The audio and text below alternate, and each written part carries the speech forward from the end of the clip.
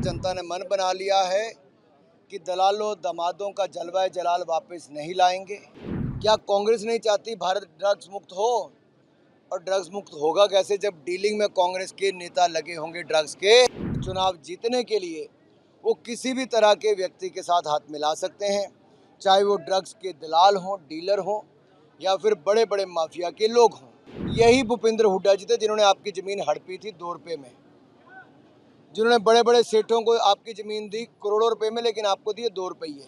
कांग्रेस तो रसमलाई खाने आती, मलाई खाने आती है और अपनी कमाई करने आती है, जनता की भलाई करने कांग्रेस कभी नहीं आती। जनता का रिस्पांस बहुत शानदार है। जनता ने मन बना लिया है कि दलालों दमादों का जलवा जलाल वापस नहीं लाएंगे।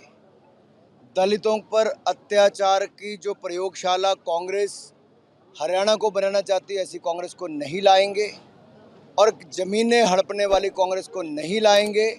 तीसरी बार कमल का बटन दबाकर फिर भारतीय जनता पार्टी की सरकार बनाएंगे। अनुराग जी क्या कहेंगे? राहुल गांधी जी बीजेपी पर आरोप लगा रहे हैं कि उनकी वजह से हरियाणा में। मेरा एक सवाल राहुल गांधी जी और खड़गे जी और विशेष तौर पर भूपेंद्र हुड्डा जी से।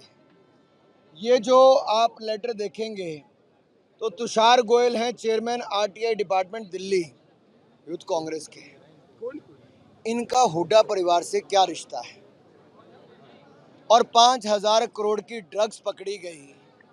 क्या राहुल गांधी जी की कांग्रेस में जब दलाल दमाद का जलवा जलाल कम पड़ गया तो अब ड्रग्स की भी डीलिंग शुरू कर दी है?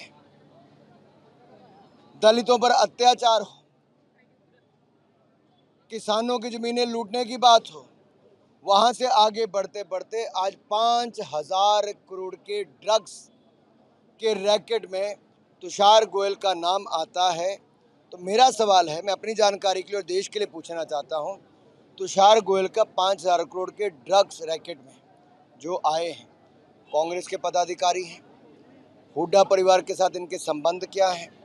भूपेंद्र हुड्डा जी, दीपेंद्र हुड्डा जी बताएं इनकी कितनी घनिष्ठता है और कांग्रेस पार्टी बताए कि इस ड्रग्स का पैसा कितना हरियाणा के चुनाव में लगा है। क्या इसीलिए कांग्रेस बार बार ड्रग्स जब पकड़ी जाती है तो उसका विरोध करती है, उसके खिलाफ नैरेटिव को बिगाड़ने का कांग्रेस का इकोसिस्टम काम करती है? अगर पोर्ट पे ड्रग्स पकड़ी जाए तो कांग्रेस चिंता में आ जाती है। अगर असम के मुख्यमंत्री ड्रग्स के ऊपर बलडोजर चलाएं तो इनको चिंता हो जाती है। क्या कांग्रेस नहीं चाहती भारत ड्रग्स मुक्त हो? और ड्रग्स मुक्त होगा कैसे जब डीलिंग में कांग्रेस के नेता लगे होंगे ड्रग्स के।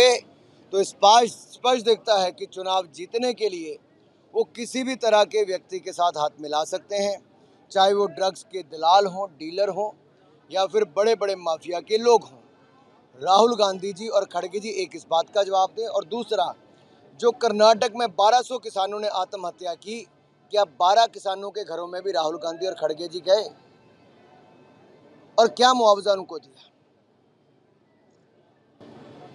सर, हुड्डा जी बोलते हैं कि जैसे ही हमारी सरकार आती है तो जो शंभू बॉर्डर है उसको हम खोल देंगे, तो किस तरह से देखते हैं उसके बयान को?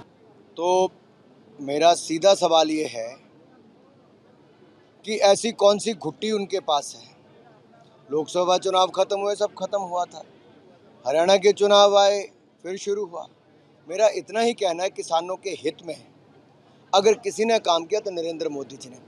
यही भूपेंद्र हुड्डा जी थे, मैं किसानों को याद करवाना चाहता हूँ, यही भूपेंद्र हुड्डा जी थे जिन्होंने आपकी ज़मीन हड़पी थी 2 रुपये में, जिन्होंने बड़े बड़े सेठों को आपकी ज़मीन दी करोड़ों रुपए में, लेकिन आपको दिए 2 रुपये।